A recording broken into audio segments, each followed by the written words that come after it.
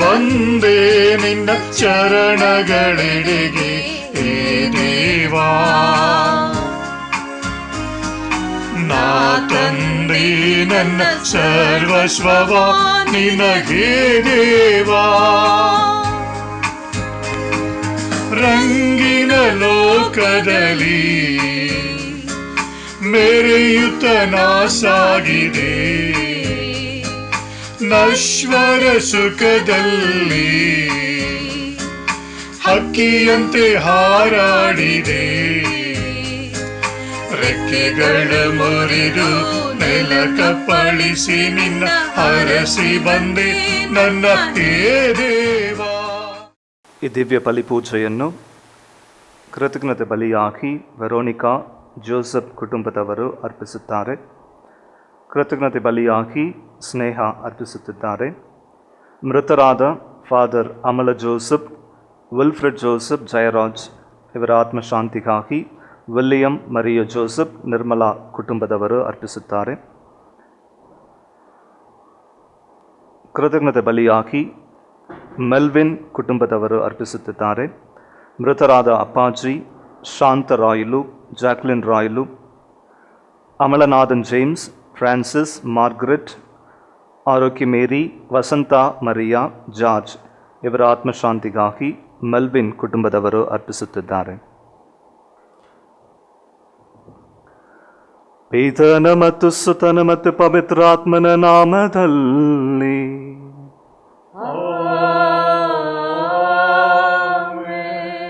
ನಮ್ಮ ಪ್ರಭು ಯೇಸು ಕ್ರಿಸ್ತರ ಕೃಪಾವರವು, ದೇವರ ಪ್ರೀತಿಯು, ಪವಿತ್ರಾತ್ಮರ ಅನ್ಯೋನ್ಯತೆಯು ನಿಮ್ಮೆಲ್ಲರೊಡನೆ ಇರಲಿ.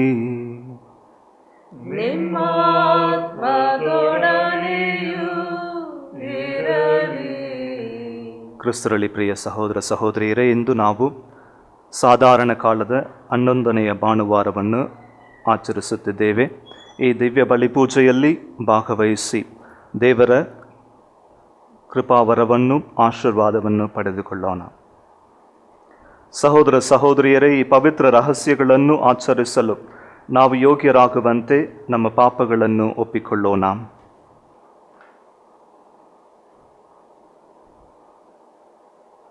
ಸರ್ವಶಕ್ತ ದೇವರಿಗೂ ಸಹೋದರ ಸಹೋದರಿಯರೇ ನಿಮಗೂ ಯೋಚನೆಯಿಂದಲೂ, ನುಡಿಯಿಂದಲೂ, ನಡತೆಯಿಂದಲೂ, ಕರ್ತವ್ಯ ಲೋಪದಿಂದಲೂ ನಾನು ಅನೇಕ ಪಾಪಗಳನ್ನು ಮಾಡಿದ್ದೇನೆಂದು ನಿವೇದಿಸುತ್ತೇನೆ. ನನ್ನ ಪಾಪವೇ, ನನ್ನ ಪಾಪವೇ, ನನ್ನ ಮಹಾಪಾಪವೇ. ಆದುದರಿಂದ ಸದಾ ಕನ್ನಿಕೆಯಾದ ಸಂತ ಮರಿಯಮ್ಮನವರನ್ನು, ಸಕಲ ದೇವದೂತರನ್ನು, ಸಂತರನ್ನು, ಸಹೋದರ ಸಹೋದರಿಯರೇ ನಿಮ್ಮನ್ನು ನನಗಾಗಿ ನಮ್ಮ ಪ್ರಭು ದೇವರನ್ನು ಪ್ರಾರ್ಥಿಸಬೇಕೆಂದು ಬೇಡಿಕೊಳ್ಳುತ್ತೇನೆ. ಸರ್ವಶಕ್ತ ದೇವರು ನಮಗೆ ದಯ ತೋರಿಸಿ ನಮ್ಮ ಪಾಪಗಳನ್ನು ಕ್ಷಮಿಸಿ ನಮ್ಮನ್ನು ನಿತ್ಯ ಜೀವಕ್ಕೆ ಕರೆದೊಯ್ಯಲಿ. ಆಮೆನ್.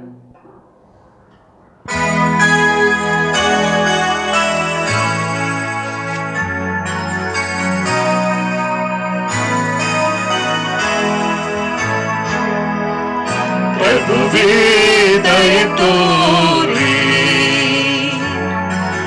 ಪ್ರಭುವೇ ದಯ ತೋರಿ,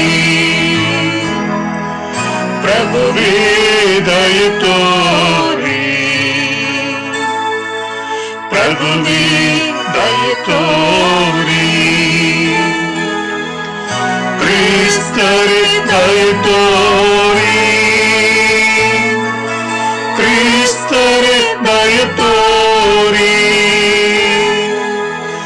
ಕ್ರಿಸ್ತರೇ ದಯ ತೋರಿ, ಕ್ರಿಸ್ತರೇ ದಯ ತೋರಿ. ಪ್ರಭುವೇ ದಯ ತೋರಿ, ಪ್ರಭುವೇ ದಯ ತೋರಿ, ಪ್ರಭುವೇ ದಯ ತೋರಿ, ಪ್ರಭುವೇ ದಯ ತೋರಿ.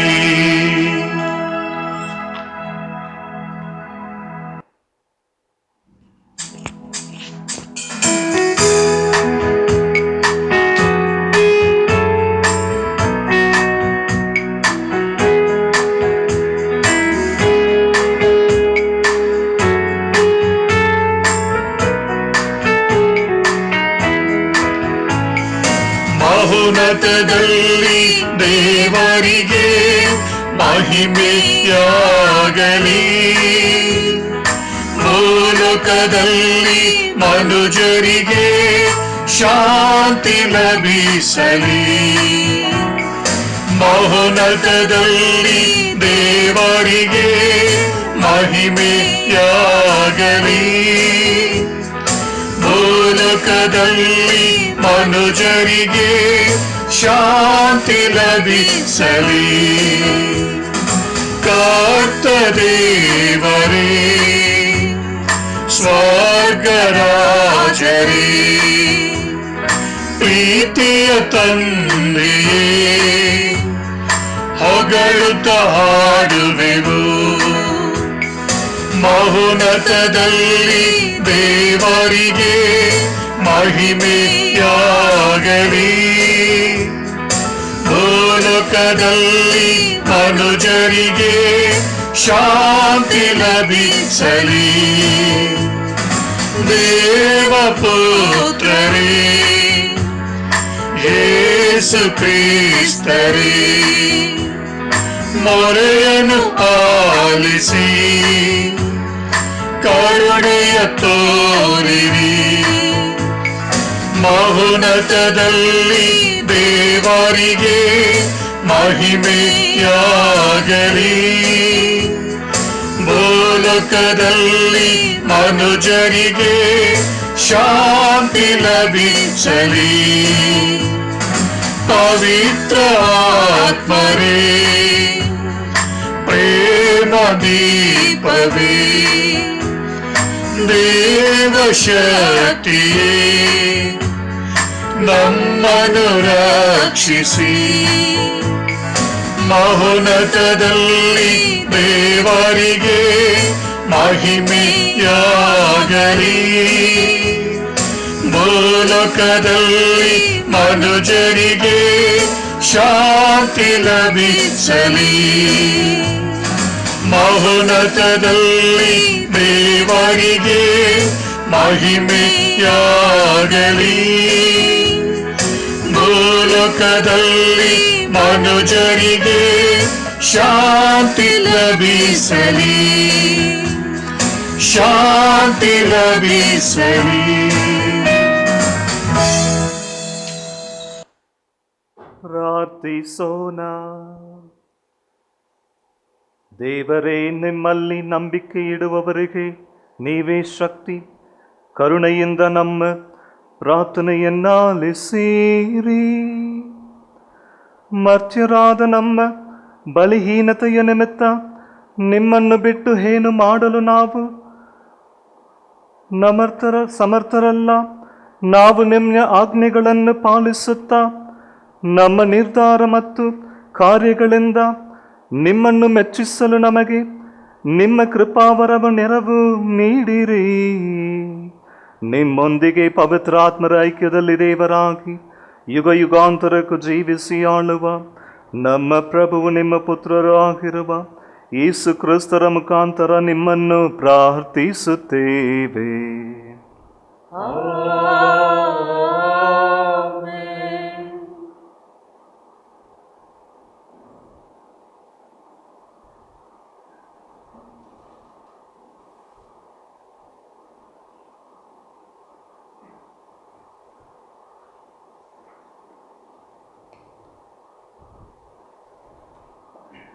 ಎತ್ತರವಾದ ಮರಗಳನ್ನು ತಗ್ಗಿಸುವವನು ನಾನು. ಪ್ರವಾದಿ ಎಜೆಕಿಯೇಲನ ಗ್ರಂಥದಿಂದ ಮೊದಲನೆಯ ವಾಚನ. ಅಧ್ಯಾಯ 17, ವಾಕ್ಯಗಳು 22ರಿಂದ 24ರವರೆಗೆ. ಸರ್ವೇಶ್ವರನಾದ ದೇವರ ವಾಣಿ ಇದು. ನಾನೇ ನೆಡುವೆನು ರೆಂಬೆಯೊಂದನ್ನು, ಎತ್ತರವಾದ ದೇವದಾರು ಮರದ ಮೇಲಿಂದ ತಂದು,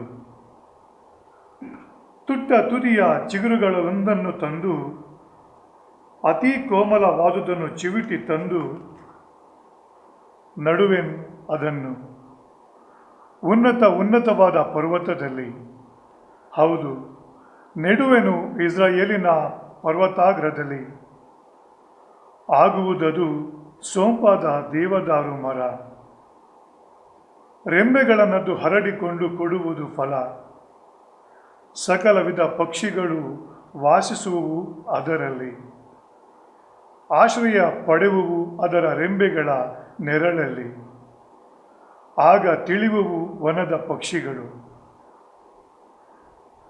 ಎತ್ತರವಾದ ಮರಗಳ ತಗ್ಗಿಸುವನು, ತಗ್ಗದುದನ್ನು ಎತ್ತರಪಡಿಸುವವನು. ಹಸುರಾದುದನ್ನು ಒಣಗಿಸುವವನು, ಒಣಗಿದುದನ್ನು ಚಿಗುರಿಸುವವನು ಸರ್ವೇಶ್ವರ ನಾನೇ ಎಂದು ನುಡಿದವ ನಾನು, ನುಡಿದುದನ್ನು ನಡೆಸುವವ ನಾನು. ಪ್ರಭುವಿನ ವಾಕ್ಯ.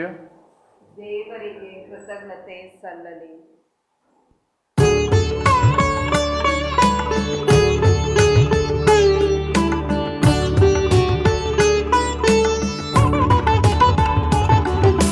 ಹೇ ಪ್ರಭು ನಿನ್ನ ಗುಣಗಾನ ಮಂಗಳಕರವು. ಹೇ ಪ್ರಭು ನಿನ್ನ ಗುಣಗಾನ ಮಂಗಳಕರವು.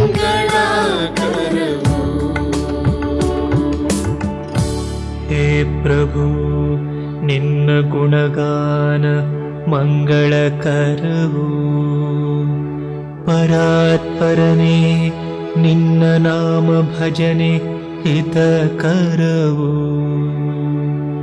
ಪ್ರಾತಃ ಕಾಲದಲ್ಲೇ ನಿನ್ನ ಪ್ರೀತಿಯನು, ರಾತ್ರಿ ಕಾಲದಲ್ಲೇ ನಿನ್ನ ಸತ್ಯತೆಯನು.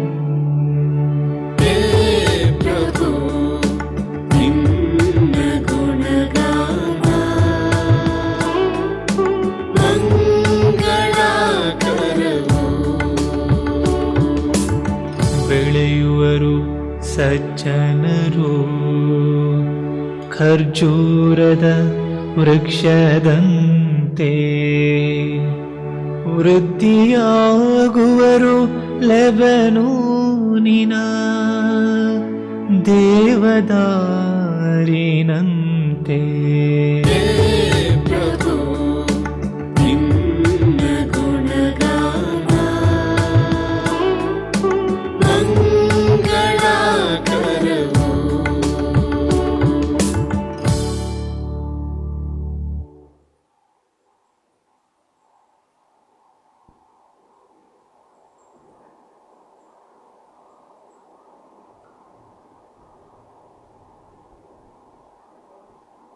ಎರಡನೆಯ ವಾಚನ.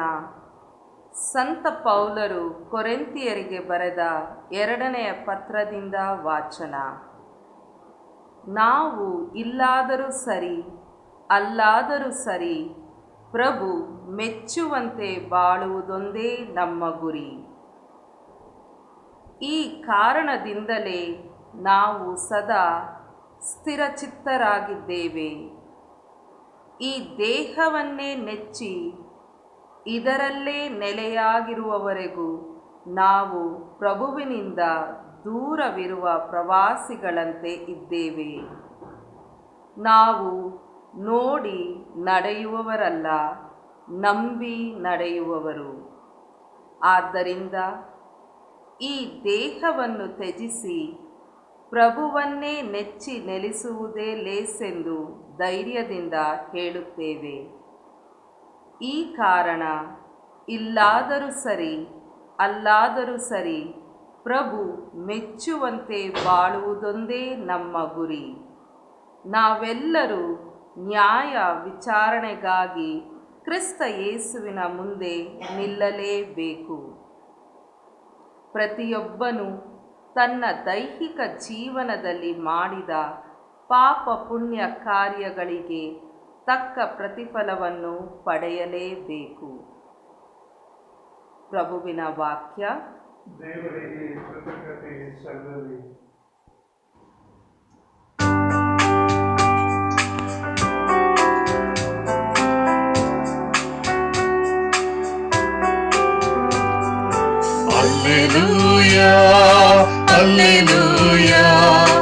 Alleluia, Alleluia, Alleluia, Alleluia, Alleluia, Alleluia. ಇವರನ್ನು ಸತ್ಯಸಂಧರನ್ನಾಗಿಸಿ ನಿಮ್ಮ ಸೇವೆಗೆ ಮೀಸಲಾಗಿಡಿ. ನಿಮ್ಮ ಮಾತೆ ಸತ್ಯ. Alleluia, Alleluia, Alleluia, Alleluia, Alleluia, Alleluia, Alleluia, Alleluia, Alleluia. ಪ್ರಭು ನಿಮ್ಮೊಡನೆ ಇರಲಿ. ನಿಮ್ಮ ಆತ್ಮದೊಡನೆಯೂ ಇರಲಿ. ಸಂತ ಮಾರ್ಕನು ಬರೆದ ಶುಭ ಸಂದೇಶದಿಂದ ವಾಚನ. ಪ್ರಭು ನಿಮಗೆ ಮಹಿಮೆ ಸಲ್ಲಲಿ. ಯೇಸು ಸ್ವಾಮಿ ಇನ್ನೊಂದು ಸಾಮತಿಯನ್ನು ಹೇಳಿದರು. ದೇವರ ಸಾಮ್ರಾಜ್ಯವು ರೈತನೊಬ್ಬನು ತನ್ನ ಹೊಲದಲ್ಲಿ ಮಾಡಿದ ಬಿತ್ತನೆಗೆ ಹೋಲಿಕೆಯಾಗಿದೆ. ಬಿತ್ತನೆಯಾದ ಬಳಿಕ ಅವನು ರಾತ್ರಿಯಲ್ಲಿ ಮಲಗಿರಲಿ, ಹಗಲಲ್ಲಿ ಎದ್ದಿರಲಿ, ಅವನಿಗೆ ಹೇಗೆಂದು ತಿಳಿಯದೆಯೇ ಆ ಬೀಜವು ಮೊಳೆತು ಬೆಳೆಯುತ್ತಿರುತ್ತದೆ. ಭೂಮಿ ಮೊದಲು ಸಸಿಯನ್ನು, ಅನಂತರ ಹೊಡೆಯನ್ನು, ತರುವಾಯ ತಾನೆ ತುಂಬ ಕಾಳನ್ನು ತನ್ನಷ್ಟಕ್ಕೆ ತಾನೇ ಉತ್ಪತ್ತಿ ಮಾಡುತ್ತದೆ. ಬೆಳೆಯು ಮಾಗಿದಾಗ ಸುಗ್ಗಿಯು ಬಂತೆಂತು ವ್ಯವಸಾಯಗಾರನು ಕುಡುಗೋಲನ್ನು ಬಳಸುತ್ತಾನೆ ಎಂದರು. ಯೇಸು ಸ್ವಾಮಿ ತಮ್ಮ ಉಪದೇಶವನ್ನು ಮುಂದುವರಿಸಿ ದೇವರ ಸಾಮ್ರಾಜ್ಯವನ್ನು ಇನ್ನು ಯಾವುದಕ್ಕೆ ಹೋಲಿಸೋಣ, ಅದಕ್ಕಾಗಿ ಯಾವ ಸಾಮತಿಯನ್ನು ಉಪಯೋಗಿಸೋಣ? ಭೂಮಿಯಲ್ಲಿರುವ ಕಾಳುಗಳಲ್ಲಿ ಅತಿ ಚಿಕ್ಕದಾಗಿರುವ ಸಾಸುವೆ ಕಾಳಿಗೂ ಅದನ್ನು ಹೋಲಿಸಬಹುದು. ಸಾಸುವೆ ಕಾಳು ಚಿಕ್ಕದಾಗಿದ್ದರೂ ಬಿತ್ತನೆಯ ತರುವಾಯ ಮೊಳೆತು ಎಲ್ಲ ಕಾಯಿಪಲ್ಯದ ಸಸ್ಯಗಳಿಗಿಂತಲೂ ದೊಡ್ಡದಾಗಿ ಬೆಳೆಯುತ್ತದೆ. ಹಕ್ಕಿಗಳು ಕೂಡ ಬಂದು ಅದರ ನೆರಳಲ್ಲಿ ಕೂಡು ಕಟ್ಟಿ ವಾಸಿಸುವಷ್ಟು ದೊಡ್ಡದಾದ ರೆಂಬೆಗಳನ್ನು ಅದು ತಳೆಯುತ್ತದೆ ಎಂದರು. ಯೇಸು ಸ್ವಾಮಿ ಈ ಬಗೆಯ ಸಾಮತಿಗಳನ್ನು ಉಪಯೋಗಿಸಿ ಜನರಿಗೆ ದೇವರ ಸಂದೇಶವನ್ನು ಅವರವರ ತಿಳುವಳಿಕೆಗೆ ತಕ್ಕಂತೆ ಉಪದೇಶಿಸುತ್ತಿದ್ದರು. ಸಾಮತಿಗಳನ್ನು ಉಪಯೋಗಿಸದೆ ಅವರು ಬೋಧಿಸುತ್ತಿರಲಿಲ್ಲ, ಆದರೆ ತಮ್ಮ ಆಪ್ತ ಶಿಷ್ಯರೊಡನೆ ಪ್ರತ್ಯೇಕವಾಗಿದ್ದಾಗ ಅವರಿಗೆ ಎಲ್ಲವನ್ನೂ ವಿವರಿಸಿ ಹೇಳಿದ್ದರು. ಪ್ರಭು ಕ್ರಿಸ್ತರ ಶುಭ ಸಂದೇಶವಿದು. ಕ್ರಿಸ್ತರೇ ನಿಮಗೆ ಸ್ತುತಿ ಸಲ್ಲಲಿ. ಕ್ರಿಸ್ತರಲ್ಲಿ ಪ್ರಿಯ ಸಹೋದರ ಸಹೋದರಿಯರೇ, ಇಂದು ನಾವು ಸಾಧಾರಣ ವರ್ಷದ 11ನೆಯ ಭಾನುವಾರವನ್ನು ಅನುಸರಿಸ್ತಾ ಇದ್ದೇವೆ.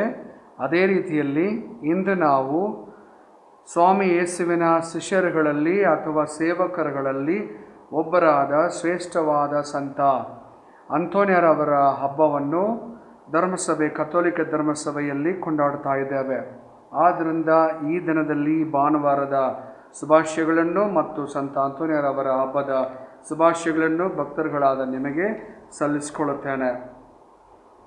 ಸ್ವಾಮಿ ಯೇಸು ತಮ್ಮ ಪ್ರಬೋಧನೆಯಲ್ಲಿ ಯಾವಾಗಲೂ ಸಾಮತಿಗಳನ್ನು ಉಪಯೋಗಿಸ್ತಾ ಇದ್ದರು. ಸಾಮತಿಗಳಂದರೆ ಚಿಕ್ಕ ಚಿಕ್ಕ ಸ್ಟೋರೀಸ್ಗಳು, ಕಥೆಗಳು.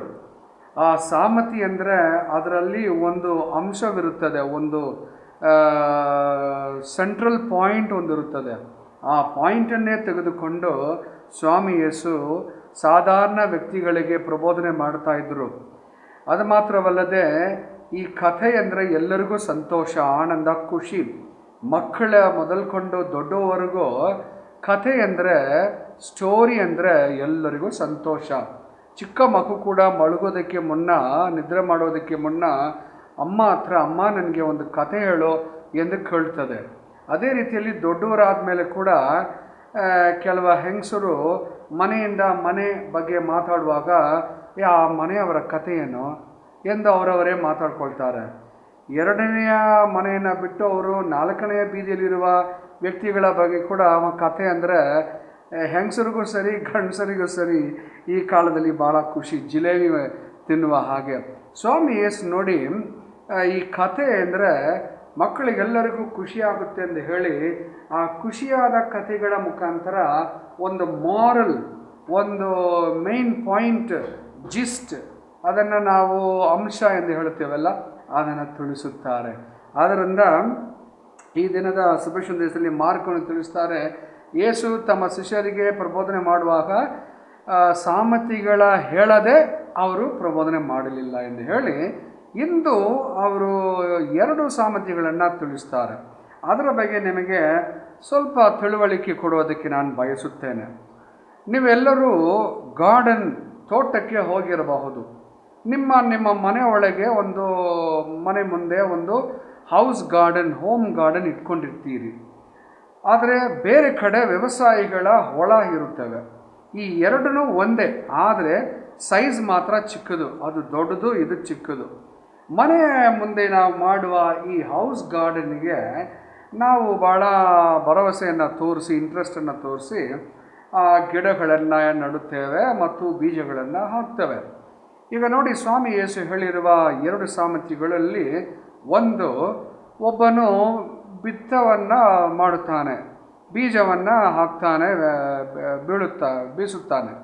ಅವನು ಬೀಜವನ್ನು ಇಡುವಾಗ ಅದಕ್ಕೆ ನೀರೆಲ್ಲ ಇಟ್ಟು, ಗೊಬ್ಬರವೆಲ್ಲ ಇಟ್ಟು ಅವನು ಮನೆಗೆ ಇಂಥವ್ರಿಗೆ ಹೊರಟೋಗ್ಬಿಡ್ತಾನೆ ಅಷ್ಟೇ. ಆದರೆ ಅವನು ಪ್ರತಿದಿನ ಬಂದು ಎಷ್ಟು ಬರುತ್ತೆ, ಎಷ್ಟು ಮೊಳೆ ಬಿಟ್ಟಿದ್ದೆ, ಎಷ್ಟು ದೊಡ್ಡದಾಗಿದೆ ಅಂತ ಅವನು ಸೈಜ್ ಮಾಡ್ಕೊಂಡಿರಲ್ಲ. ಅವನು ಮೈಕ್ರೋಸ್ಕೋಪನ್ನು ಇಟ್ಕೊಂಡು, ಲೆನ್ಸನ್ನು ಇಟ್ಕೊಂಡು ಎಷ್ಟು ದೊಡ್ಡದಾಗಿ ಬಂದಿದೆ, ಎಷ್ಟು ಸೆಂಟಿಮೀಟ್ರು, ಎಷ್ಟು ಮಿಲಿಮೀಟ್ರು, MM ಅಥವಾ ಎಷ್ಟು ಇಂಚ್ ಅಂತ ಅವನು ಲೆಕ್ಕ ಮಾಡಲ್ಲ. ಆದರೆ ಅವನಿಗೆ ಒಂದು ನಂಬಿಕೆ ಇದೆ. ಏನು ನಂಬಿಕೆ? ನಾನು ಬೀಜ ಹಾಕಿದ್ದೇನೆ, ಅದು ಬೆಳೆದು ಬರುತ್ತದೆ ಎಂಬ ನಂಬಿಕೆಯಿಂದ ಅವನ ಕೆಲಸವನ್ನು ಮಾಡಿಕೊಂಡು ಅವನು ಹೊರಟು ಹೋಗ್ತಾ ಇರ್ತಾನೆ. ಸ್ವಾಮಿ ಯೇಸು ಈ ಸಾಮರ್ಥ್ಯವನ್ನು ತಿಳಿಸುವಾಗ ಎಷ್ಟು ಚೆನ್ನಾಗಿ ಹೇಳಿದ್ದಾರೆ ನೋಡಿ. ಸ್ವಾಮಿ ಯೇಸು ಒಂದು ಸೈಂಟಿಸ್ಟ್ ಆಗಿರಬೇಕು, ಒಂದು ವಿಜ್ಞಾನಿ ಆಗಿರಬೇಕು, ಒಂದು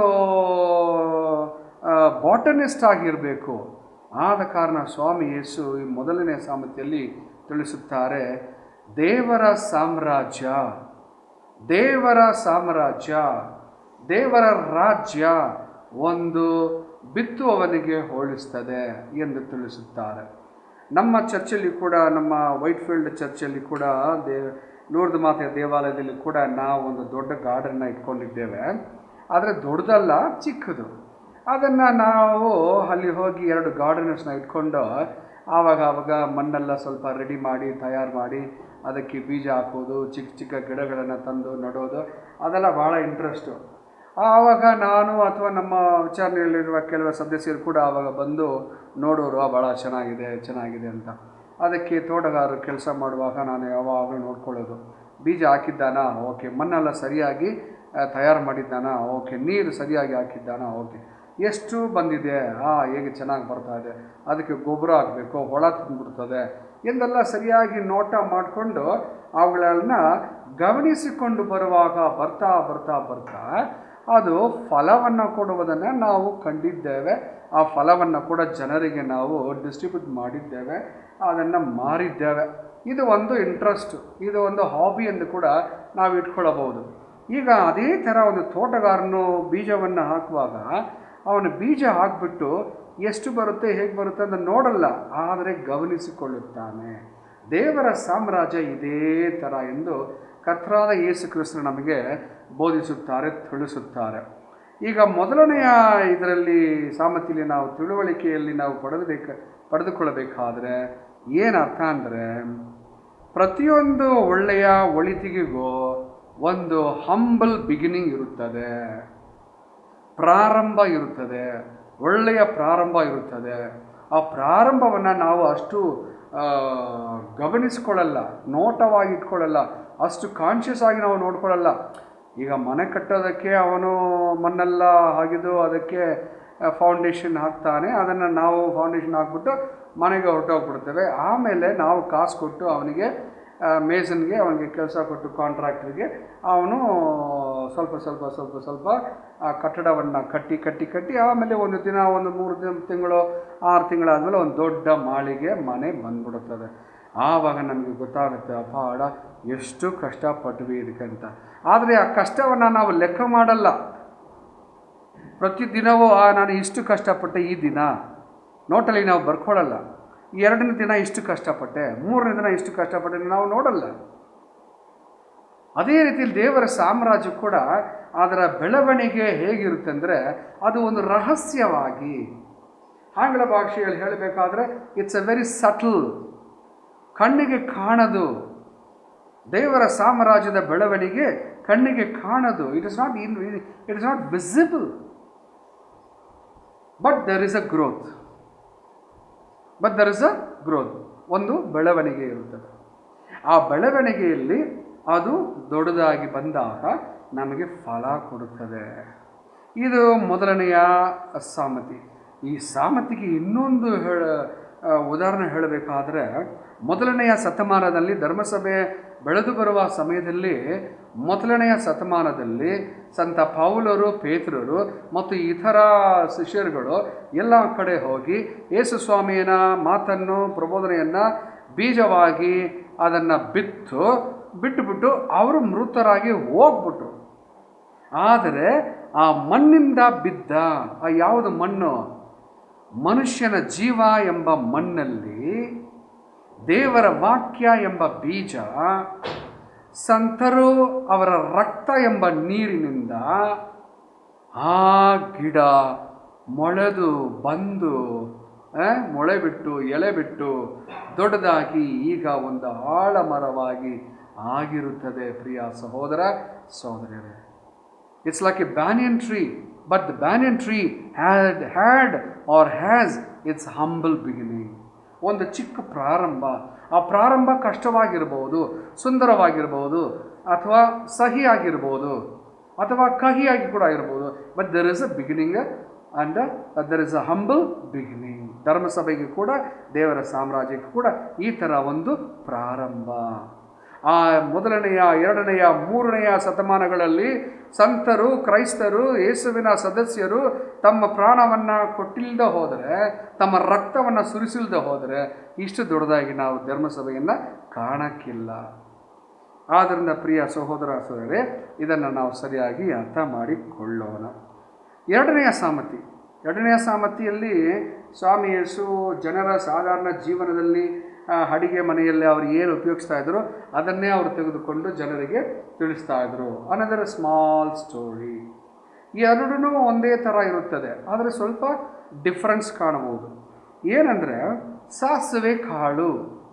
ಆ ಕಾಲದಲ್ಲಿ ಸಾಸಿವೆ ಕಾಳು ಬಹಳ ಚಿಕ್ಕದಾಗಿ ಇದ್ದಿರಬಹುದು. But today we can see seeds smaller than ಸಾಸುವೆ ಅಥವಾ ಮಸ್ಟರ್ಡ್. ಯಾವುದದು ಇನ್ನೂ ಚಿಕ್ಕದು ಈ ಕಾಲದಲ್ಲಿ? ಸೊಪ್ಪು. ಸೊಪ್ಪಿನ ಬೀಜಗಳು ನೋಡಬೇಕಾದ್ರೆ ಇಟ್ಸ್ ಸ್ಮಾಲರ್ ದೆನ್ ಸಾಸುವೆ. ಆದ್ದರಿಂದ ನಮ್ಮ ಸ್ವಾಮಿ ಈ ಕಾಲದಲ್ಲಿ ಇದ್ದರೆ ಒಂದು ವೇಳೆ ಸೊಪ್ಪಿನ ಬೀಜಗಳ ಬಗ್ಗೆ ಮಾತಾಡಿರ್ಬೋದು. ವಾಟ್ ಎವರ್ ಇಟ್ ಈಸ್, ಯೇಸು ಸ್ವಾಮಿ ಸಾಸುವೆ ಕಾಳಿಗೆ ದೇವರ ಸಾಮ್ರಾಜ್ಯವನ್ನು ಹೋಲಿಸಿ ವಿವರಿಸುತ್ತಾರೆ. ಹಾಕ್ತೀವಿ, ಭಾಳ ಚಿಕ್ಕದು, ಅದು ಮೊಳೆ ಬಿಟ್ಟು ಮೇಲೆ ಬಂದಾಗ ಒಂದು ಶ್ರಬ್, ಒಂದು ದೊಡ್ಡ ಗಿಡವಾಗಿ ಬರುತ್ತದೆ. ಸುಭಾಷಿತದಲ್ಲಿ ಹೇಳ್ತಾರೆ ಅದು ಒಂದು ಚಿಕ್ಕ ಮರವಾಗಿ ಕೂಡ ಆಗುತ್ತದೆ ಎಂದು ತಿಳಿಸುತ್ತಾರೆ ಸಂತ ಮಾರ್ಕ್ ಅವರು. ಓಕೆ, ಆದ್ದರಿಂದ ಪ್ರಿಯರೇ, ಸಾಸಿವೆ ಕಾಳು ಹೇಗೆ ಚಿಕ್ಕದಾಗಿದ್ದು ಅದು ದೊಡ್ಡದಾಗಿ ಬೆಳೆದು ಬಂದು ಪಕ್ಷಿಗಳಿಗೆ, ಆಕಾಶದ ಪಕ್ಷಿಗಳಿಗೆ ಗೂಡುಗಳನ್ನು ಕಟ್ಕೊಳ್ಳೋಕ್ಕೆ ಒಂದು ಸ್ಥಳವಾಗಿ ತಮ್ಮನ್ನೇ ಅರ್ಪಿಸಿಕೊಳ್ಳುತ್ತವೋ, ಮತ್ತೆ ಜನರಿಗೆ ನಿಂತ್ಕೊಳ್ಳೋಕ್ಕೆ ನೆರಳು ಕೊಡುತ್ತವೋ ಅದೇ ರೀತಿಯಲ್ಲಿ ದೇವರ ಸಾಮ್ರಾಜ್ಯ ಒಂದು ಸಾಸಿವೆ ಕಾಳು. ಸಾಸಿವೆ ಕಾಳು ದೊಡ್ಡದಾಗಿ ಮರವಾಗಿ ಅದು ಎಲ್ಲರಿಗೂ ಜೀವವನ್ನು, ನೆರಳನ್ನು, ನೆಮ್ಮದಿಯನ್ನು, ಶಾಂತಿಯನ್ನು, ಕಂಫರ್ಟ್ ವಸತಿಗಳನ್ನು, ಗೂಡು ಕಟ್ಟಿಕೊಳ್ಳುವುದಕ್ಕೆ ಒಂದು ಬೆಂಬಲವನ್ನು ಕೊಡುತ್ತವೆ. ಆದ್ದರಿಂದ ದೇವರ ಸಾಮ್ರಾಜ್ಯ ಒಂದು ಸಾಸಿವೆ ಕಾಳು. ಇನ್ನೊಂದು ವಿಧದಲ್ಲಿ ಹೇಳಬೇಕಾದ್ರೆ ಯೇಸು ಸ್ವಾಮಿ ತಮ್ಮ ಪ್ರಬೋಧನೆಯಲ್ಲಿ ಹೇಳುತ್ತಾರೆ, ನಿಮ್ಮ ವಿಶ್ವಾಸ ಒಂದು ಸಾಸಿವೆ ಕಾಳ ಸೈಜ್ಗೆ ಇದ್ರೂ ಕೂಡ ನೀವು ದೊಡ್ಡ ಕಾರ್ಯಗಳನ್ನು ಮಾಡಬಹುದು. Even your faith is if it is like the size of the mustard seed, yes that is enough ಎಂದು ಕರ್ತನಾದ ಯೇಸು ಕ್ರಿಸ್ತರು ನಮಗೆ ಪ್ರಬೋಧನೆ ಮಾಡುತ್ತಾರೆ. 2 ಸಾಮರ್ಥ್ಯಗಳನ್ನು ಒಟ್ಟುಗೂಡಿಸಿ ಯಾವುದೋ ಒಂದು ಪಾಯಿಂಟನ್ನು ತೆಗೆದುಕೊಳ್ಳೋಣ. ಮೊಟ್ಟ ಮೊದಲಿಗೆ ನಮ್ಮ ಕ್ರೈಸ್ತ ಜೀವನದಲ್ಲಿ ಒಂದು ಒಳ್ಳೆಯ ಪ್ರಾರಂಭ ಇರಬೇಕು. ನಾವು ಹೇಗೆ ಜೀವನವನ್ನು ಪ್ರತಿದಿನವೂ ಪ್ರಾರಂಭಿಸುತ್ತೇವೋ, humble beginning of the morning ಹೇಗೆ ನಾವು ಪ್ರಾರಂಭಿಸುತ್ತೇವೋ ಆ ರೀತಿಯಲ್ಲೇ ಆ ದಿನವೂ ಹೋಗುತ್ತದೆ. ಬೆಳಗ್ಗೆ ನಾವು ಎದ್ದು ಒಳ್ಳೆಯ ಬಿಗಿನಿಂಗ್, ವಂಡರ್ಫುಲ್ ಬಿಗಿನಿಂಗ್, ಸ್ಪಿರಿಚುವಲ್ ಬಿಗಿನಿಂಗಲ್ಲಿ ನಾವು ಶುರು ಮಾಡಿದ್ರೆ ಆ ಇಡೀ ದಿನವೇ ನಮಗೆ ಪರಿಪೂರ್ಣ ಸಂತೋಷ, ಆನಂದ, ಶರೀರದ ಮನಸ್ಸಿಗೆ ಕೂಡ ಆರೋಗ್ಯವನ್ನು ಕೊಡುತ್ತದೆಂದು ಕರ್ತನಾದ ಯೇಸು ಕ್ರಿಸ್ತರು ಹೇಳುತ್ತಾರೆ. ನಿಮ್ಮ ಜೀವ ಒಂದು ಸಾಸಿವೆ ಕಾಳಾಗಿರಲಿ. ದೊಡ್ಡದಾಗಿ ಎದುರು ನೋಡಬೇಡಿ. ದೊಡ್ಡ ದೊಡ್ಡ ಕಾರ್ಯಗಳನ್ನು ಚಿಕ್ಕದಾಗಿ ನಾವು ಪ್ರಾರಂಭಿಸಬೇಕು, ಶುರು ಮಾಡಬೇಕು. ಅದೇ ರೀತಿಯಲ್ಲಿ ನಮ್ಮ ಕ್ರೈಸ್ತರ ಮೇಲೆ ಇಟ್ಟಿರುವ ಆ ವಿಶ್ವಾಸ ಒಂದು ಚಿಕ್ಕ ಸಾಸಿವೆ ಕಾಳಾಗಿ ಇರಲಿ. ನಮ್ಮ ನಡೆ, ನುಡಿ, ಮಾತು, ಡ್ರೆಸ್ಸು, ಓಪನಿಂಗ್, ಮಾತಾಡೋದು, ಹೋಗೋದು, ಬರೋದು, ಹತ್ರ ಇರುವ ಜನರಲ್ಲಿ ನಾವು ಸಂಬಂಧವನ್ನು ಇಟ್ಕೊಳ್ಳೋದು, ನಮ್ಮ ನೆಂಟರುಗಳ ಜೊತೆಯಲ್ಲಿ ನಾವು ಸಂಬಂಧನ ಇಟ್ಕೊಳ್ಳೋದು, ನಮ್ಮ ಬಿಸ್ನೆಸ್ ಕಾರ್ಯಗಳಲ್ಲಿ, ನಮ್ಮ ಕೆಲಸದ ಕಾರ್ಯಗಳಲ್ಲಿ, ನಮ್ಮ ವರ್ಷಿಪ್ ಕಾರ್ಯಗಳಲ್ಲಿ ಎಲ್ಲದರ ಒಳ್ಳೆ ಪ್ರಾರಂಭ ಇರಲಿ. ಅದು ಆತ್ಮೀಯ ಪ್ರಾರಂಭವಾಗಿರಲಿ, ಅದು ಪ್ರೀತಿಯ ಪ್ರಾರಂಭವಾಗಿರಲಿ. ಆವಾಗ ನಮಗೆ ಎಲ್ಲ ಒಳ್ಳೆಯದನ್ನು ಕೊಡುತ್ತದೆಂದು ಸ್ವಾಮಿ ಯೇಸು ನಮಗೆ ತಿಳಿಸುತ್ತಾರೆ. ಆದ್ದರಿಂದ ಕ್ರಿಸ್ತರಲ್ಲಿ ಪ್ರಿಯ ಸಹೋದರ ಸಹೋದರರೇ, ಕೋಟ್ಯಾಂತರ ಭಕ್ತರು ಸಂತ ಅಂತೋನಿಯರವರಿಗೆ ಇರುತ್ತಾರೆ. ಇವತ್ತು ಅವರೆಲ್ಲರಿಗೂ ಇಂದು ಹಬ್ಬವಾಗಿರಬಹುದು, ಮನೆಗಳಲ್ಲಿ ಹಬ್ಬ ಮಾಡಬಹುದು. ಆದರೆ ಅವರ ಜೀವನವನ್ನು ನಾವು ಸ್ವಲ್ಪ ಎಕ್ಸಾಮಿನ್ ಮಾಡಿ, ಪರಿಶೋಧನೆ ಮಾಡಿ ನೋಡಬೇಕಾದ್ರೆ it was A fantastic life. ಅವರು ಏನೋ ಎದ್ದ ತಕ್ಷಣ ಅವರು ಸಂತರಾಗಲಿಲ್ಲ, ಎದ್ದ ತಕ್ಷಣ ಅವರು ಪವಾಡಗಳನ್ನು ಮಾಡಲಿಲ್ಲ. ಅವರು ಜೀವನ ನಿಧಾನವಾಗಿ ತ್ಯಾಗದ ಜೀವನವಾಗಿತ್ತು. ಸತ್ಯ ಮಾತುಗಳನ್ನು ಮಾತಾಡುವ ನಾಲಿಗೆಯಾಗಿತ್ತು. ಒಳ್ಳೆಯದನ್ನು, ಪವಾಡಗಳನ್ನು ಮಾಡೋದಕ್ಕೆ ಅವರು ಬೆಂಬಲಿಸಲಿಲ್ಲ. ಕರ್ತರಾದ ದೇವರು ಅವರನ್ನು ಉಪಯೋಗಿಸಿದರು. ಹೇಗೆ ಆ ಬೀಜವನ್ನು ಕರ್ತರಾದ ದೇವರಲ್ಲಿ ಪರಲೋಕ ರಾಜ್ಯದಲ್ಲಿರುವ ಆ ತಂದೆ ಆ ಬೀಜವನ್ನು ಉಪಯೋಗಿಸಿ ಗಿಡವನ್ನು ಕೊಟ್ಟು ಮತ್ತು ಫಲವನ್ನು ಕೊಡುವುದಕ್ಕೆ ತಂದೆಯಾದ ದೇವರು ನಮಗೆ ಆಸಕ್ತಿಯನ್ನು, ಅಶಕ್ತಿಯನ್ನು ಕೊಡುತ್ತಾರೋ, ಅದೇ ರೀತಿಯಲ್ಲಿ ಸಂತ ಅಂತೋನಿಯರವರಿಗೆ ಕೂಡ ಕರ್ತರಾದ ದೇವರು ಯೇಸು ಕ್ರಿಸ್ತರು ಶಕ್ತಿಯನ್ನು ಕೊಟ್ಟಿದ್ದರು. ಆದ್ದರಿಂದ ಸಂತ ಅಂತೋನಿಯರವರ ಬಗ್ಗೆ ನಾವು ಇಂದು ಹಬ್ಬ ಕೊಂಡಾಡುವ ಅದೇ ಪರಿಸ್ಥಿತಿಯಲ್ಲಿ ನಮ್ಮ ಜೀವನ ಕೂಡ ಅವರ ಹಾಗಿದ್ದರೆ ನಾವು ನಿಜವಾದ ಭಕ್ತರು. ಪ್ರಾರ್ಥಿಸೋಣ ಪ್ರಿಯರೇ. ಅದಕ್ಕಾಗಿ ಅನೇಕ ಮನೆಗಳಲ್ಲಿ ಕಷ್ಟಗಳು, ಅನೇಕ ಮನೆಗಳಲ್ಲಿ ದುಃಖಗಳು, ಅನೇಕ ಮನೆಗಳಲ್ಲಿ, ಕುಟುಂಬಗಳಲ್ಲಿ, ನಮ್ಮ ಕ್ರೈಸ್ತ ಕುಟುಂಬಗಳಲ್ಲಿ, ಕಥೋಲಿಕ ಕುಟುಂಬಗಳಲ್ಲಿ ಶೋಧನೆಗಳು, ಕಣ್ಣೀರು, ವೇದನೆ, ವ್ಯಾಧಿಗಳು, ನೋವು, ಸಂಕಟಗಳು ಇಲ್ಲವೇ ಎಲ್ಲ ಕಡೆ ಇರ್ತದೆ. ಆದ್ರೂ ಕೂಡ ನಾವು ಎಂದೆಂದಿಗೂ ನಮ್ಮ ಆ ಒಂದು ಯೇಸುವಿನ ಮೇಲಿಟ್ಟಿರುವ ಭರವಸೆ, ಅವರ ಮೇಲಿಟ್ಟಿರುವ ಒಂದು ಪ್ರೀತಿ, ಅವರ ಮೇಲಿಟ್ಟಿರುವ ವಿಶ್ವಾಸನ ಕಳೆದುಕೊಳ್ಳದೆ ನಾವು ಕೂಡ ಒಂದು ಸಾಸುವ ಕಾಳಾಗಿ, ನಾವು ಕೂಡ ಒಂದು ಚಿಕ್ಕ ಬೀಜ ಹಾಗೆ ಬೆಳೆದು ಬಂದು ಫಲವನ್ನು ಕೊಡುವುದಕ್ಕೆ ಪ್ರಾರ್ಥಿಸೋಣ. ನಮ್ಮ ಪ್ರತಿದಿನದ ನಮ್ಮ ದೇವರ ಸಾಮ್ರಾಜ್ಯಕ್ಕೆ ನಮ್ಮ ಕಾಂಟ್ರಿಬ್ಯೂಷನ್ ಕೊಡೋದಕ್ಕೆ ಪ್ರಯತ್ನಿಸಬೇಕು.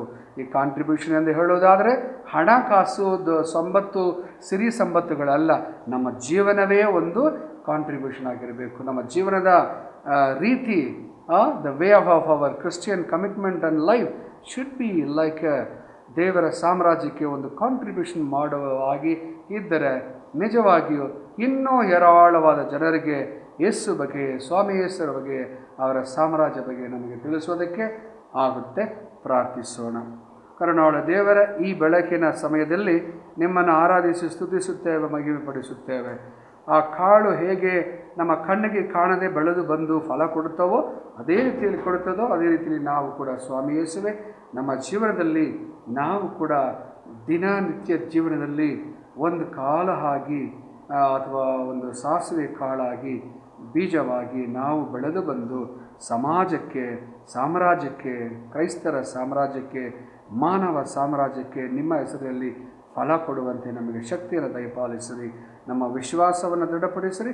ಸಂತ ಆಂತೋನಿಯರವರು ಹೇಗೆ ದೃಢವಾಗಿದ್ದು ಸತ್ಯದಲ್ಲಿಯೂ ಬೆಳಕಿನಲ್ಲಿಯೂ ನಿಮ್ಮ ಪರಮಪ್ರಸಾದದ ಮೇಲೆ ಇಟ್ಟಿರುವ ನಂಬಿಕೆಯಲ್ಲಿಯೂ ದೃಢವಾಗಿ ಇದ್ದು ಈಗ ಒಂದು ಪವಾಡ ಒಂದು ಸಂತರಾಗಿ ಬೆಳಗಿಸ್ತಾ ಇದ್ದಾರೋ ಅಥವಾ ಪ್ರಜ್ವಲಿಸ್ತಾ ಇದ್ದಾರೋ ಅದೇ ರೀತಿಯಲ್ಲಿ ನಾವು ಕೂಡ ಇರುವಂತೆ ನಮಗೆ ಶಕ್ತಿಯನ್ನು ದಯಪಾಲಿಸಿರಿ. ಕರ್ತ ಯೇಸು ಕ್ರಿಸ್ತುವೆ ನಿಮ್ಮ ಮುಖಾಂತರ ತಂದೆಯಲ್ಲಿ ಬೇಡುತ್ತೇವೆ. ಆಮೇನ್, ಆಮೇನ್, ಆಮೇನ್. ಪಿತನ, ಸುತನ ಮತ್ತು ಪವಿತ್ರಾತ್ಮರ ನಾಮದಲ್ಲಿ ಆಮೇನ್. ಸ್ವರ್ಗವನ್ನು ಭೂಮಿಯನ್ನು ಸೃಷ್ಟಿಸಿದ ಸರ್ವಶಕ್ತ ಪಿತನನ್ನು ವಿಶ್ವಾಸಿಸುತ್ತೇನೆ. ಅವರ ಏಕೈಕ ಪುತ್ರರು ನಮ್ಮ ಪ್ರಭುವಾದ ಯೇಸು ಕ್ರಿಸ್ತರನ್ನು ವಿಶ್ವಾಸಿಸುತ್ತೇನೆ. ಇವರು ಪವಿತ್ರಾತ್ಮರಿಂದ ಗರ್ಭಧರಿಸಿದ ಕನ್ಯಾಮರಿಯಮ್ಮನವರಲ್ಲಿ ಜನಿಸಿದರು.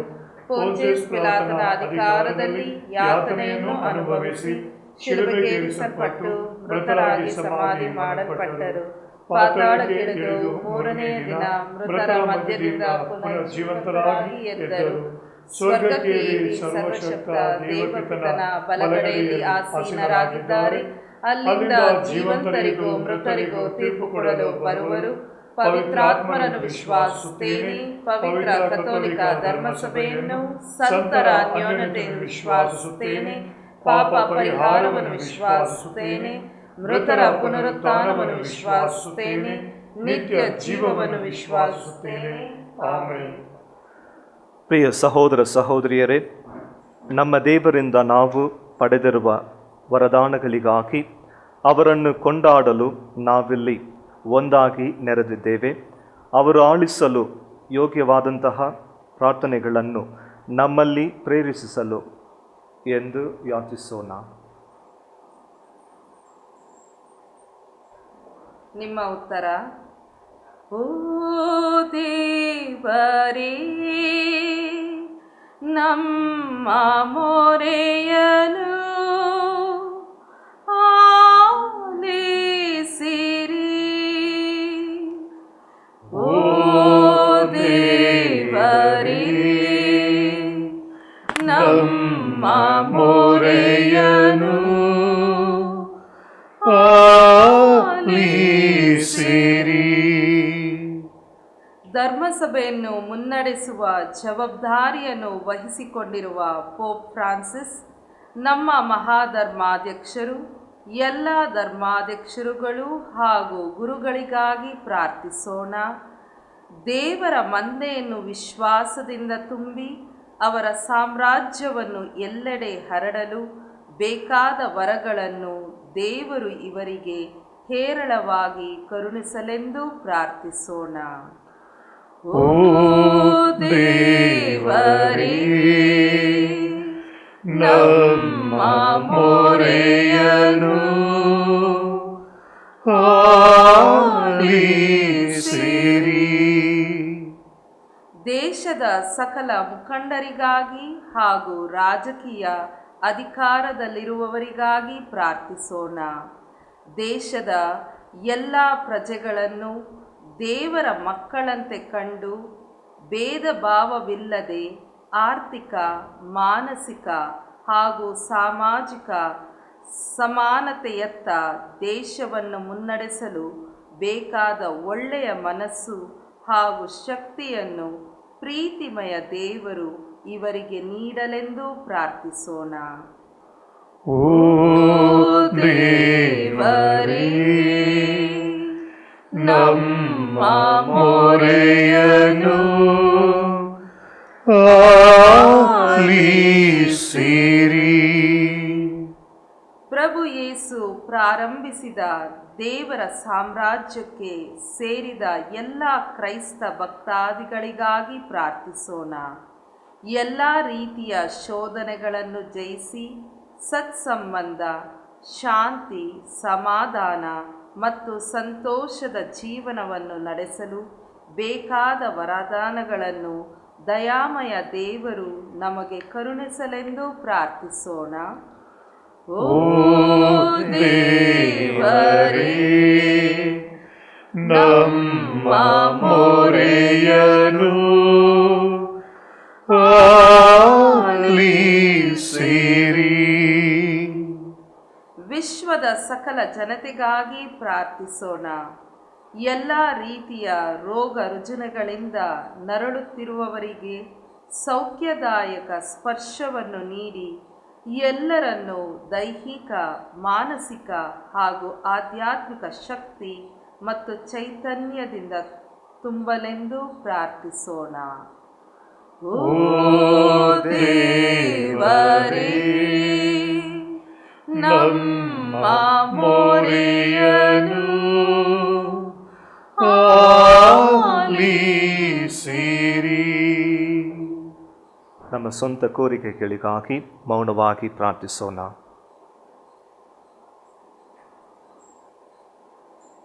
ಈ ಪ್ರಾರ್ಥನೆಗಳನ್ನು ನಮ್ಮ ಪ್ರಭು ಕ್ರಿಸ್ತರ ಮುಖಾಂತರ ನಿಮ್ಮನ್ನು ಪ್ರಾರ್ಥಿಸುತ್ತೇವೆ. ಆಮೆನ್.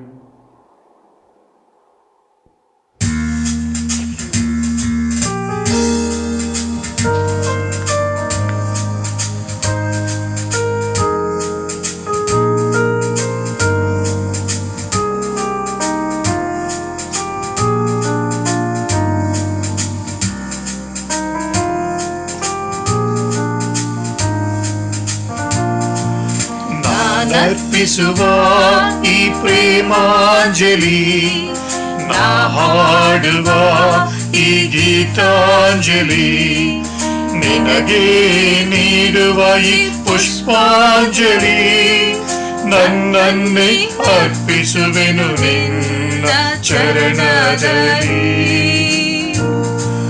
ಸ್ವೀಕರಿಸು ಪ್ರಭುವೇ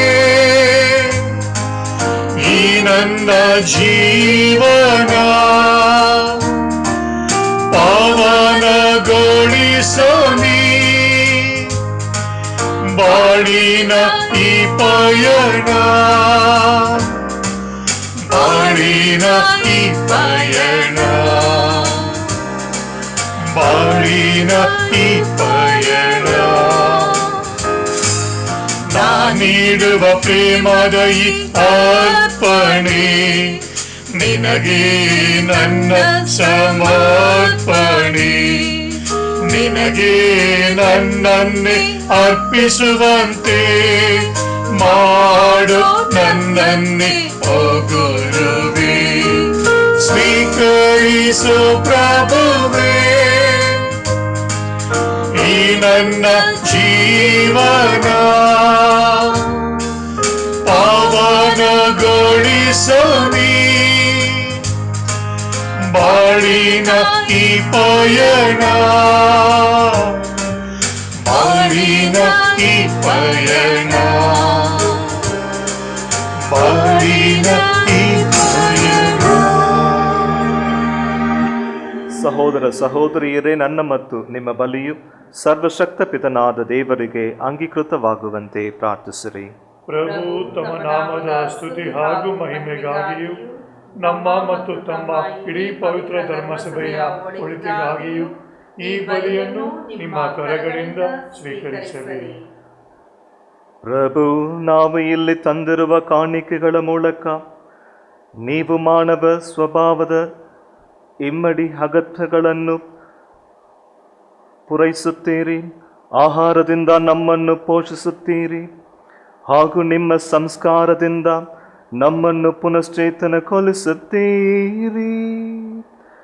ನೀವು ಒದಗಿಸುವ ಆಧರಣೆಯು ನಮಗೆ ಶರೀರದಲ್ಲೂ ಆತ್ಮದಲ್ಲೂ ಎಂದು ವಿಫಲವಾಗಿದರಲಿ, ನಮ್ಮ ಪ್ರಭು ಕ್ರಿಸ್ತರ ಮುಖಾಂತರ ನಿಮ್ಮನ್ನು ಪ್ರಾರ್ಥಿಸುತ್ತೇವೆ.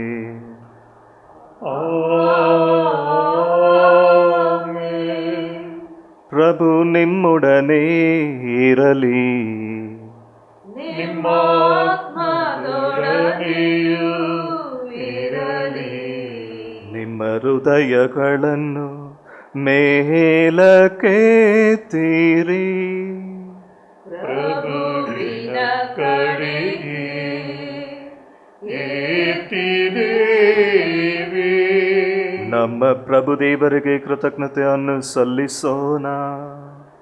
ಅದು ಯೋಗ್ಯ ಮತ್ತು ನ್ಯಾಯವಾಗಿದೆ. ಪ್ರಭು ಪವಿತ್ರ ಪಿತನೇ, ಸರ್ವಶಕ್ತ ನಿತ್ಯ ದೇವರೇ, ನಾವು ಎಂದೆಂದು ಎಲ್ಲೆಲ್ಲೂ ನಿಮಗೆ ಕೃತಜ್ಞತೆಯನ್ನು ಸಲ್ಲಿಸುವುದು ನಿಜವಾಗಿ ಯೋಗ್ಯವೂ ನ್ಯಾಯವೂ ಆಗಿದೆ. ನಮ್ಮ ಕರ್ತವ್ಯವೂ ರಕ್ಷಣೆಯೂ ಆಗಿದೆ. ಏಕೆಂದರೆ ನಿಮ್ಮಲ್ಲಿಯೇ ಜೀವಿಸಿ ಚಲಿಸಿ ಬಾಳುವ ನಾವು ಈ ಶರೀರದಲ್ಲಿರುವಾಗಲೇ ನಿಮ್ಮ ವಾತ್ಸಲ್ಯದ ಅನುದಿನದ ಫಲಗಳನ್ನು ಅನುಭವಿಸುವುದು ಮಾತ್ರವಲ್ಲದೆ ನಿತ್ಯ ಜೀವದ ಭರವಸೆಯನ್ನು ಈಗಲೇ ಪಡೆದಿದ್ದೇವೆ. ಯೇಸುವನ್ನು ಮೃತರ ಮಧ್ಯದಿಂದ ಎಬ್ಬಿಸಿದ ಪವಿತ್ರಾತ್ಮರ ಪ್ರಥಮ ಫಲಗಳನ್ನು ಪಡೆದಿರುವ ನಾವು ಪಾಸ್ಕ ರಹಸ್ಯಗಳಲ್ಲಿ ನಿತ್ಯಕ್ಕೂ ಬಾಳುಗಾರರಾಗುವ ಭರವಸೆಯನ್ನು ಹೊಂದಿದ್ದೇವೆ. ಆದುದರಿಂದ ಸಕಲ ದೂತರೊಂದಿಗೂ ನಿಮ್ಮನ್ನು ಸ್ತುತಿಸುತ್ತಾ ನಾವು ಸಂಭ್ರಮದಿಂದ ಘೋಷಿಸುತ್ತೇವೆ.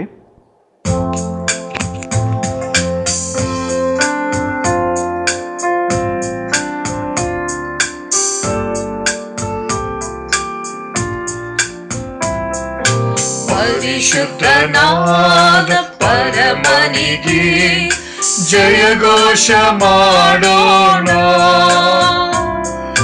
ಪರಿಶುದ್ಧನಾದ ಪರಮನಿಗೆ ಜಯಘೋಷ ಮಾಡೋಣ. ಇಹ ಪರಗಳು ನಿಮ್ಮ ಮಹಿಮೆಯಿಂದ ತುಂಬಿದೆ.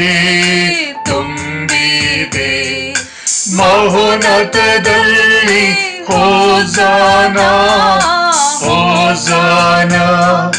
ಮಹೋನ್ನತದಲ್ಲಿ ಹೋಸಾನ ಹೋಸಾನ. ಕರ್ತನ ನಾಮದಿ ಬರುತ್ತಿರ ಸುತರು ವಂದನೆ ಪರಮನಿಗೆ. ಮಹೋನ್ನತದಲ್ಲಿ ಹೋಸಾನ ಹೋಸಾನ. ಮಹೋನ್ನತದಲ್ಲಿ ಹೋಸಾನ ಹೋಸಾನ. ಪ್ರಭು, ನೀವು ನಿಜವಾಗಿಯೂ ಪರಿಶುದ್ಧರು. ಸರ್ವ ಪರಿಶುದ್ಧತೆಯ ಬುಗ್ಗೆಯು ನೀವೇ.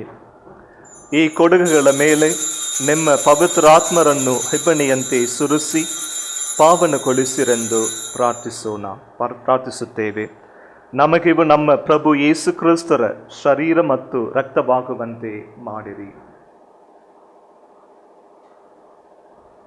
ಅವರನ್ನು ಪರಾಧೀನ ಮಾಡಲಾದ ಸಮಯದಲ್ಲಿ ಸ್ವ ಇಚ್ಛೆಯಿಂದ ತಮ್ಮ ಯಾತನೆಗೆ ಒಳಗಾದಾಗ ಅವರು ರೊಟ್ಟಿಯನ್ನು ತೆಗೆದುಕೊಂಡು ಕೃತಜ್ಞತೆಯನ್ನು ಸಲ್ಲಿಸಿ ಅದನ್ನು ಮುರಿದು ತಮ್ಮ ಶಿಷ್ಯರಿಗೆ ಕೊಡುತ್ತಾ ಹೀಗೆಂದರು: ತೆಗೆದುಕೊಳ್ಳಿ, ಇದನ್ನು ನೀವೆಲ್ಲರೂ ಭುಜಿಸಿರಿ, ಏಕೆಂದರೆ ಇದು ನಿಮಗಾಗಿ ಒಪ್ಪಿಸಲಾಗುವ ನನ್ನ ಶರೀರ.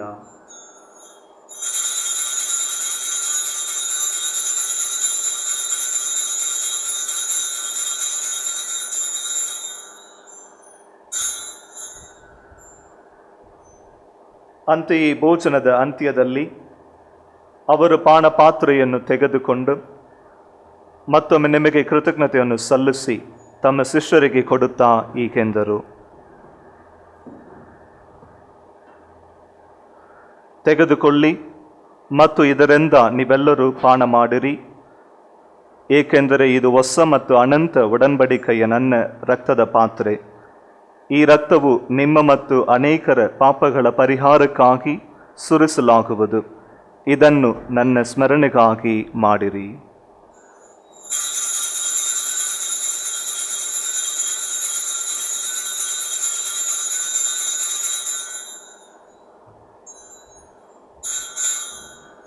ವಿಶ್ವಾಸದ ರಹಸ್ಯ. ಯೇಸುವಿನ ಮರಣವನ್ನು ಜಗಕ್ಕೆ ಸಾರುತ್ತೇವೆ, ಅವರ ಪುನರುತ್ಥಾನವನ್ನು ಕೊಂಡಾಡುತ್ತೇವೆ, ಅವರ ಪುನರಾಗಮನವನ್ನು ನಿರೀಕ್ಷಿಸುತ್ತೇವೆ, ಅವರ ಪುನರಾಗಮನವನ್ನು ನಿರೀಕ್ಷಿಸುತ್ತೇವೆ. ಆದುದರಿಂದ ಪ್ರಭು, ನಿಮ್ಮ ಸಮ್ಮುಖದಲ್ಲಿ ನಿಂತು ಸೇವೆ ಸಲ್ಲಿಸಲು ನಮ್ಮನ್ನು ಯೋಗ್ಯರೆಂದು ಪರಿಗಣಿಸಿದಕ್ಕಾಗಿ ನಿಮಗೆ ಕೃತಜ್ಞತೆಯನ್ನು ಸಲ್ಲಿಸುತ್ತೇವೆ. ಕ್ರಿಸ್ತರ ಮರಣ ಮತ್ತು ಪುನರುತ್ಥಾನದ ಸ್ಮರಣೆಯನ್ನು ಆಚರಿಸುತ್ತಾ ಜೀವವೀವ ರೊಟ್ಟಿಯನ್ನು ರಕ್ಷಣೆಯ ನೀಯುವ ಪಾತ್ರೆಯನ್ನು ನಿಮಗೆ ಅರ್ಪಿಸುತ್ತೇವೆ. ಕ್ರಿಸ್ತರ ಶರೀರ ಮತ್ತು ರಕ್ತದಲ್ಲಿ ಪಾಲುಗೊಳ್ಳುವ ನಮ್ಮನ್ನು ಪವಿತ್ರಾತ್ಮರು ಒಂದುಗೂಡಿಸಬೇಕೆಂದು ನಿಮ್ಮನ್ನು ವಿನಯದಿಂದ ವಿನಯಿಸುತ್ತೇವೆ. ಪ್ರಭು, ನಿಮ್ಮ ವಿಶ್ವವ್ಯಾಪಿ ಧರ್ಮಸಭೆಯನ್ನು ಸ್ಮರಿಸಿಕೊಳ್ಳಿರಿ. ನಮ್ಮ ವಿಶ್ವಗುರು ಫ್ರಾನ್ಸಿಸ್ ಅವರೊಂದಿಗೂ ನಮ್ಮ ಧರ್ಮದಕ್ಷ ಪೀಟರ್ ಮಚಾಡ ಅವರೊಂದಿಗೂ ಸಕಲ ಯಾಚಕರೊಂದಿಗೂ ಅದನ್ನು ಪ್ರೀತಿಯ ಪರಿಪೂರ್ಣತೆಯೆಡೆಗೆ ಮುನ್ನಡೆಸಿರಿ.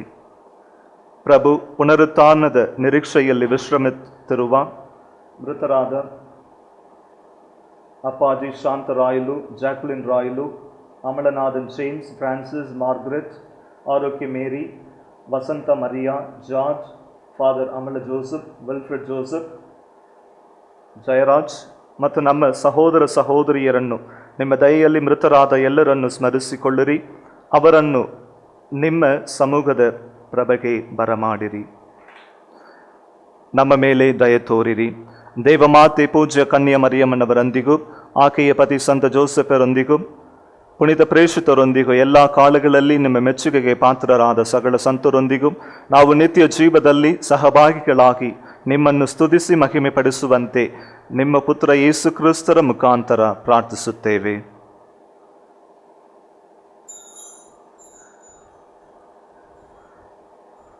ಇವರ ಮುಖಾಂತರವು ಇವರೊಂದಿಗೂ ಇವರಲ್ಲಿಯೂ ಸರ್ವಶಕ್ತ ತಂದೆಯಾದ ದೇವರೇ, ಪವಿತ್ರಾತ್ಮರ ಐಕ್ಯದಲ್ಲಿ ಸರ್ವ ಗೌರವ ಮಹಿಮೆಯು ಯುಗ ಯುಗಾಂತರಕ್ಕೂ ನಿಮಗೆ ಸಲ್ಲಲಿ.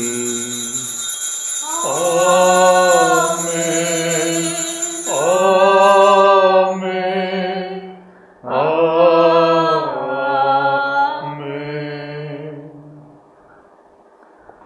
ರಕ್ಷಕರ ಆಜ್ಞೆಯ ಪ್ರಕಾರ ಮತ್ತು ದೈವ ಬೋಧನೆಯಿಂದ ಶಿಕ್ಷಿತರಾಗಿ ಧೈರ್ಯದಿಂದ ನಾವು ಹೇಳುತ್ತೇವೆ. ಸ್ವರ್ಗದಲ್ಲಿರುವ ನಮ್ಮ ತಂದೆಯೇ, ನಿಮ್ಮ ನಾಮ ಪೂಜಿತವಾಗಲಿ, ನಿಮ್ಮ ರಾಜ್ಯ ಬರಲಿ, ನಿಮ್ಮ ಚಿತ್ತ ಸ್ವರ್ಗದಲ್ಲಿ ನೆರವೇರುವ ಪ್ರಕಾರ ಭೂಮಿಯಲ್ಲಿಯೂ ನೆರವೇರಲಿ. ನಮ್ಮ ಅನುದಿನದ ಆಹಾರವನ್ನು ಇಂದು ನಮಗೆ ನೀಡಿರಿ. ನಮಗೆ ತಪ್ಪು ಮಾಡಿದವರನ್ನು ನಾವು ಕ್ಷಮಿಸುವ ಪ್ರಕಾರ ನಮ್ಮ ಪಾಪಗಳನ್ನು ಕ್ಷಮಿಸಿರಿ. ನಮ್ಮನ್ನು ಶೋಧನೆಗೆ ಒಳಪಡಿಸದೆ ಕೇಡಿನಿಂದ ನಮ್ಮನ್ನು ರಕ್ಷಿಸಿರಿ. ಪ್ರಭು, ಸಕಲ ಕೇಡುಗಳಿಂದ ನಮ್ಮನ್ನು ರಕ್ಷಿಸಿರೆಂದು ಪ್ರಾರ್ಥಿಸುತ್ತೇವೆ. ನಿಮ್ಮ ದಯೆಯ ನೆರವನ್ನು ಪಡೆದು ಪಾಪದಿಂದ ಸದಾ ವಿಮುಕ್ತರಾಗಿ ಎಲ್ಲ ಸಂಕಷ್ಟಗಳಿಂದ ಸುರಕ್ಷಿತರಾಗುವಂತೆ ನಮ್ಮ ಜೀವಮಾನದಲ್ಲಿ ಶಾಂತಿಯನ್ನು ದಯೆಯಿಂದ ಕರುಣಿಸಿರಿ. ನಾವು ಸ್ವರ್ಗಾನಂದವನ್ನು, ನಮ್ಮ ರಕ್ಷಕರ ಯೇಸು ಕ್ರಿಸ್ತರ ಆಗಮನವನ್ನು ನಿರೀಕ್ಷಿಸುತ್ತಿದ್ದೇವೆ. ಏಕೆಂದರೆ ರಾಜ್ಯಭಾರವು, ಅಧಿಕಾರವು, ಮಹಿಮೆಯು ಯುಗಾಂತರಕ್ಕೂ ನಿಮ್ಮದೇ. ಪ್ರಭು ಯೇಸು ಕ್ರಿಸ್ತರೇ, ನಿಮ್ಮ ಪ್ರೇಷಿತರಿಗೆ ನಿಮಗೆ ಶಾಂತಿಯನ್ನು ಬಿಟ್ಟು ಹೋಗುತ್ತೇನೆ, ನನ್ನ ಶಾಂತಿಯನ್ನೇ ನಿಮಗೆ ಕೊಡುತ್ತೇನೆ ಎಂದು ಹೇಳಿದ್ದೀರಿ. ನಮ್ಮ ಪಾಪಗಳನ್ನು ಲಕ್ಷಿಸದೆ ನಿಮ್ಮ ಧರ್ಮಸಭೆಯ ವಿಶ್ವಾಸವನ್ನು ಈಕ್ಷಿಸಿರಿ. ಅದಕ್ಕೆ ನಿಮ್ಮ ಚಿತ್ತದ ಪ್ರಕಾರ ಶಾಂತಿಯನ್ನು, ಐಕ್ಯತೆಯನ್ನು ದಯೆಯಿಂದ ದಯಪಾಲಿಸಿರಿ. ಯುಗ ಯುಗಾಂತರಕ್ಕೂ ಜೀವಿಸಿ ಆಳುವ ನಿಮ್ಮನ್ನು ಪ್ರಾರ್ಥಿಸುತ್ತೇವೆ. ಆಮೆನ್.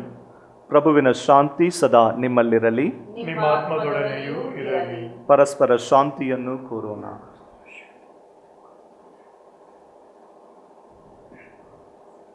ಲೋಕದ ಪಾಪಗಳನ್ನು ಪರಿಹರಿಸುವ ದೇವರ ಪ್ರೇಮನೇ ನಮಗೆ ದಯ ತೋರಿರಿ. ಲೋಕದ ಪಾಪಗಳನ್ನು ಪರಿಹರಿಸುವ ದೇವರ ಕುರಿಮರಿಯೇ, ನಮಗೆ ದಯೆ ತೋರಿರಿ. ಲೋಕದ ಪಾಪಗಳನ್ನು ಪರಿಹರಿಸುವ ದೇವರ ಕುರಿಮರಿಯೇ, ನಮಗೆ ಶಾಂತಿ ನೀಡಿರಿ.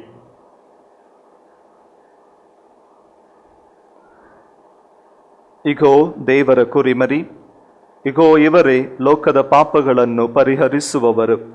ಕುರಿಮರಿಯ ಭೋಜನಕ್ಕೆ ಆಹ್ವಾನಿತರು ಭಾಗ್ಯವಂತರು. ಪ್ರಭು, ತಾವು ನನ್ನ ಮನೆಯನ್ನು ಪ್ರವೇಶಿಸಲು ನಾನು ಪಾತ್ರನಲ್ಲ, ಆದರೆ ತಾವು ಒಂದೇ ಒಂದು ಮಾತನ್ನು ನುಡಿಯಿರಿ, ನನ್ನ ಆತ್ಮವು ಸ್ವಸ್ಥವಾಗುವುದು.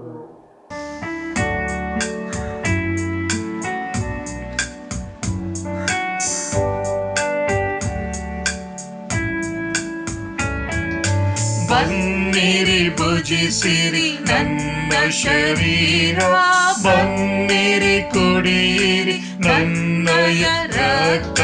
ಬನ್ನಿರಿ ಭುಜಿಸಿರಿ ನನ್ನ ಶರೀರ, ಬನ್ನಿರಿ ಕುಡಿಯಿರಿ ನನ್ನಯ ರಕ್ತ.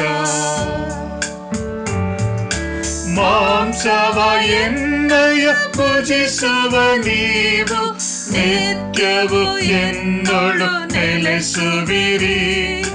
ಮಾಂಸವ ಎನ್ನಯ ಭುಜಿಸುವ ನೀವು, ನಿತ್ಯವು ಎನ್ನೊಳು ನೆಲೆಸುವಿರಿ. ರಕ್ತವ ಎನ್ನಯ ಕುಡಿಯುವ ನೀವು, ಅನಂತ ಜೀವವ ಪಡೆಯುವಿರಿ. ಬನ್ನಿರಿ ಭುಜಿಸಿರಿ ನನ್ನ ಶರೀರ, ಬನ್ನಿರಿ ಕುಡಿಯಿರಿ ನನ್ನಯ ರಕ್ತ. ಜೀವವ ಈಯುವ ರೊಟ್ಟಿಯು ನಾನೇ, ಪರದಿಂದಿಹಕ್ಕೆ ಬಂದಿಹೆನು. ಜೀವವ ಈಯುವ ರೊಟ್ಟಿಯು ನಾನೇ, ಪರದಿಂದಿಹಕ್ಕೆ ಬಂದಿಹೆನು. ರಕ್ಷೆಯ ಈಯುವ ರಕ್ಷಕ ನಾನೇ, ಮೋಕ್ಷಾನಂದಕ್ಕೆ ಒಯ್ಯುವೆನು. ಬನ್ನಿರಿ ಭುಜಿಸಿರಿ ನನ್ನ ಶರೀರ, ಬನ್ನಿರಿ ಕುಡಿಯಿರಿ ನನ್ನಯ ರಕ್ತ. ಬನ್ನಿರಿ ಭುಜಿಸಿರಿ ನನ್ನ ಶರೀರ, ಬನ್ನಿರಿ ಕುಡಿಯಿರಿ ನನ್ನಯ ರಕ್ತ. ಪ್ರಾರ್ಥಿಸೋಣ. ಪ್ರಭು, ನಿಮ್ಮ ಪರಮ ಪ್ರಸಾದದ ಈ ಸ್ವೀಕಾರವು ವಿಶ್ವಾಸಿಗಳಿಗೆ ನಿಮ್ಮೊಡನಿರುವ ಐಕ್ಯತೆಯನ್ನು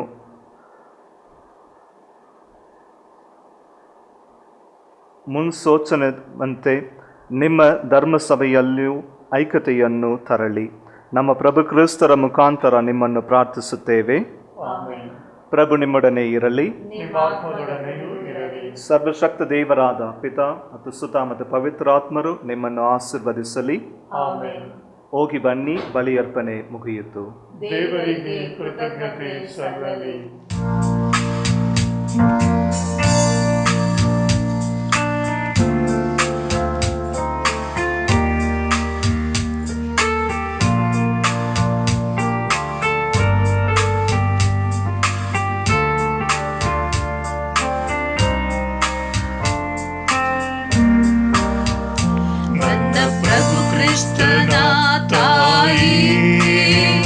ನನ್ನ ಮನದಾಸೆಯ ಕೇಳು.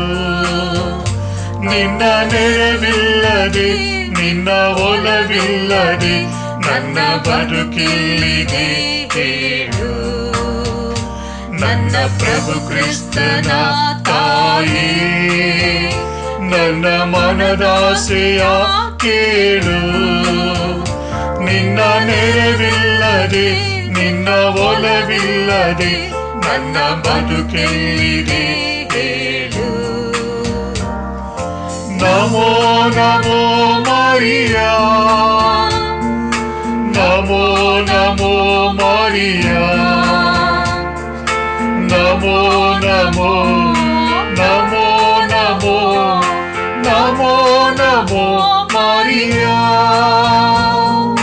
ನಮೋ ನಮೋ